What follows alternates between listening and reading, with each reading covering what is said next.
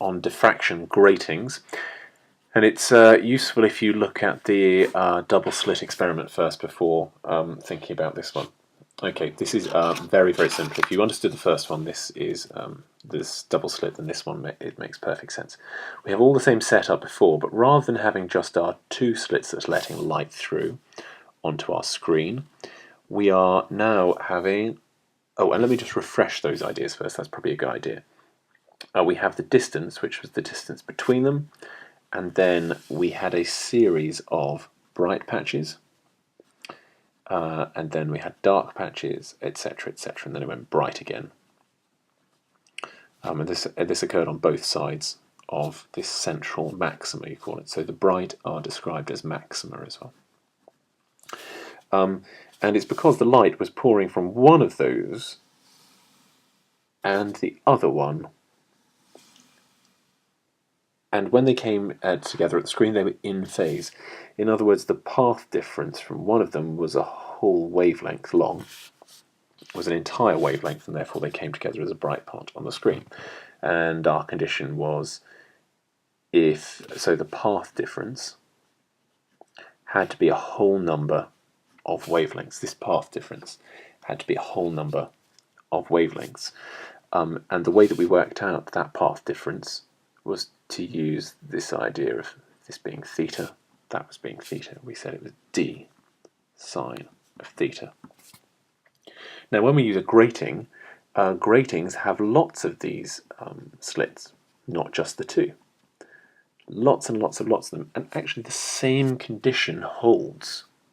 There is no change in this condition. This is still the same, apart from the it's often specified as not a separation, but you'll often get an expression like 300 lines per millimetre.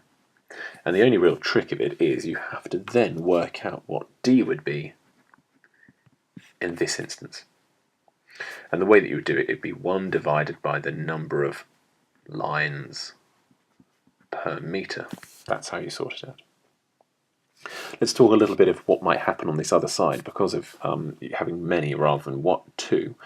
And first things first, it's going to be a lot brighter because so much more light is pouring through. So the first point here, it is brighter.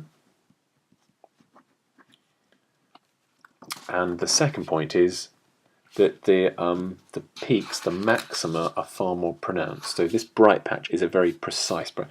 So they're pronounced, or precise, let's call it. Precise maxima. So those are the two very obvious differences you get with a diffraction grating.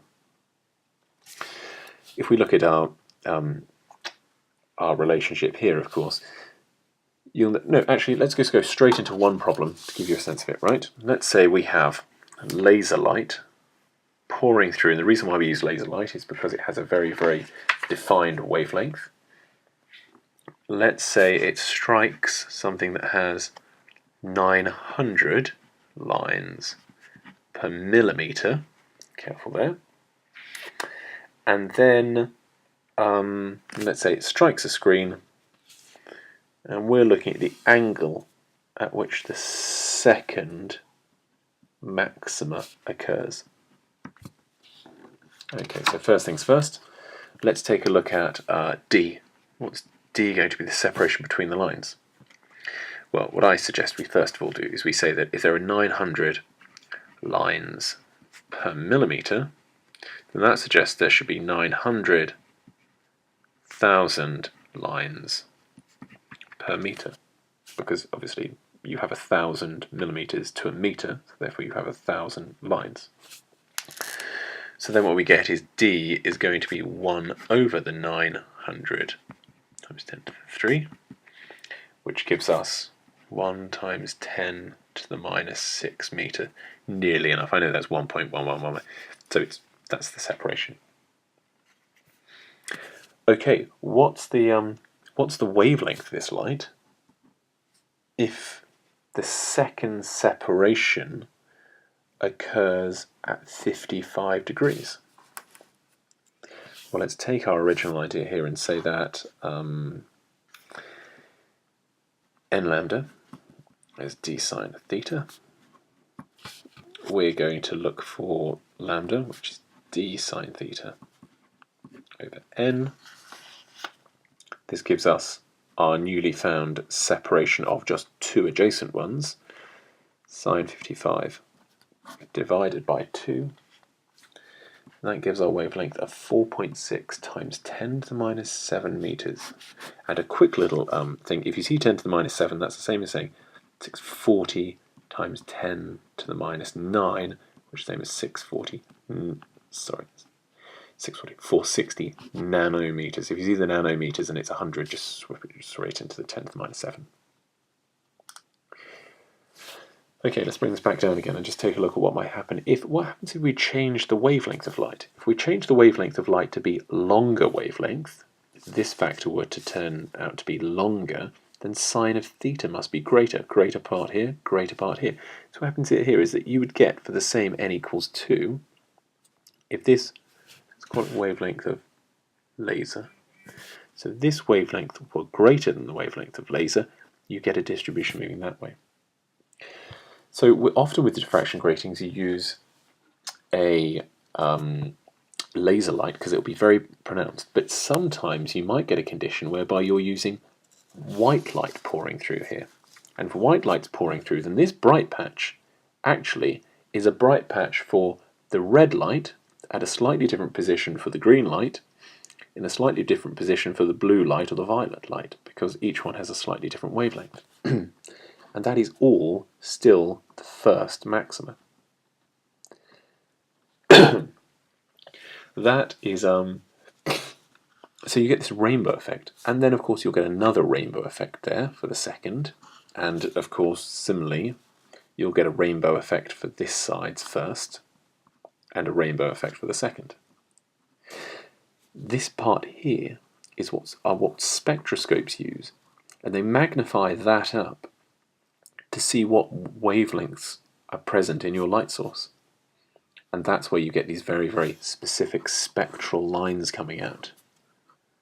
This is something you'll have to comment upon.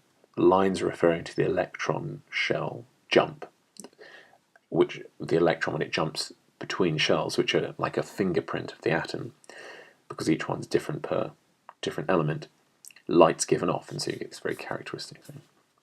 Spectroscopes make use of that, and you're going to need to be able to talk about that. Let's put some maths to that, shall we?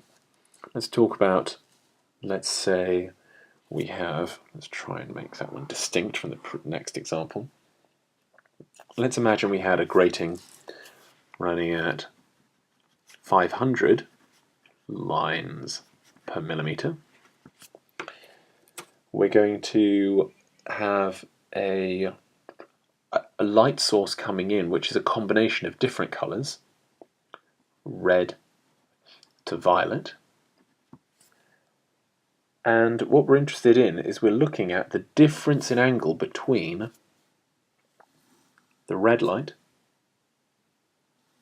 and the violet light. What's the difference in that at those apparent angles? Theta red and theta violet.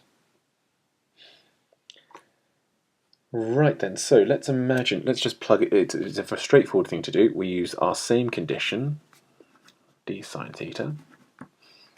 Let's say that we're using, let's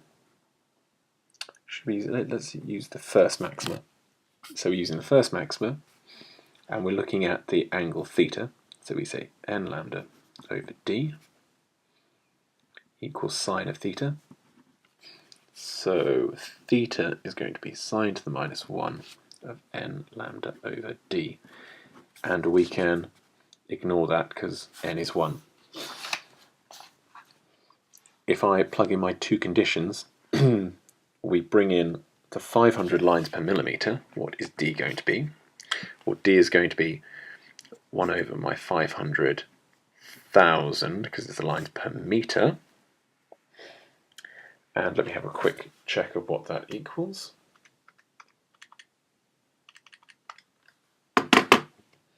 That's 2 times 10 to the minus 6 meters is my separation. My red light will come in with a wavelength of, so let's do 6.8 times 10 to the minus 7, and the violet light is going to come in at 4.2 times 10 to the minus 7, of course. Violet is shorter than red. Then theta red is going to be sine to the minus 1 of 6.8 times 10 to the minus 7 divided by the 2 times 10 to the minus 6 separation, giving me red about 20 degrees, or 19.89. Whereas theta violet is going to be, hope you can still see that. The separation, of course, is the same, but the wavelength this time has changed, giving me 12 degrees. So you can see that violet is only at 12 degrees, whereas red is at 20 degrees, therefore giving those issues we had back up here. Red is further, blue is less. Right, okay, then let's give you one more example. I mean, essentially that's it. It's quite straightforward if you were happy with how the Young's double slit was working. Let me give you one more example, and you can see if you can work this through. We have the screen at a distance away from their gratings. This is at 1.5 meters. The light pouring in is pouring in with a wavelength of 5.9 times 10 to the minus 7 meters. I have 5.2 times 10 to the 5 lines per meter. And here are the following questions. Let's see what you can do. First one, D, what's the separation between the lines? If you think you can do it, then hit pause and see if you can. Otherwise, I'll go through with the solution here. Okay, very simply, it's 1 over the 5.2 times 10 to the 5, because this time it's lines per meter, so we're okay there, giving me 1.9 times 10 to the minus 6 meters. Great, okay, then the second question. What is the theta when you're looking for n equals 2? Once again, hit pause if you think you can do it, otherwise I'll go through with the solution.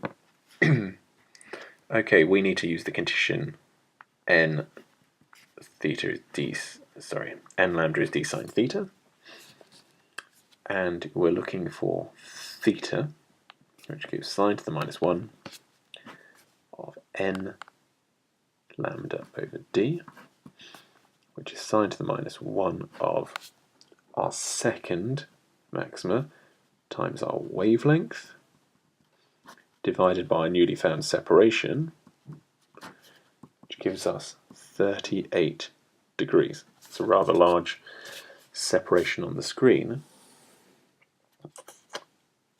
However, it's likely to be with such a small separation. There's lots of lines per meter there.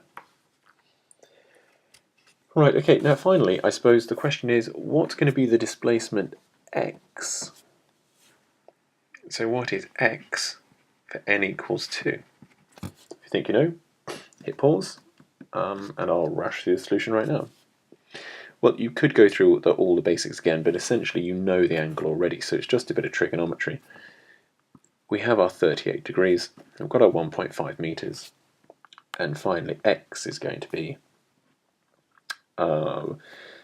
opposite over adjacent, so it's going to be the 1.5 tan of 38 degrees, which gives us 1.19 meters. It's going to be huge, but nonetheless, it's that's because it's so small. I suppose the last question would be, what would happen if you changed the wavelength? If you had shorter wavelength there, shorter wavelength in, the effect would be smaller. Larger wavelength, the effect would be greater. Brilliant.